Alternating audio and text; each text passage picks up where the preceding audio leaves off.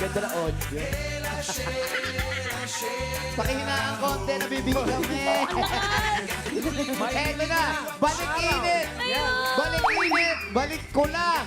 Lahat ng nabalang damit, ikulan nyo na yan dahil eto, mainit na rin ang papremyo dito sa Barangay 145, 146, 187, 189, 190, Pasig City! Pasay, pasay. Pasay, kuya! Pasay. Pasay. Kuya, Pasay! Okay, Pasay. Pasay po yun. Dito sa Barangay 145, 146, 187, 189, 190, Pasay City!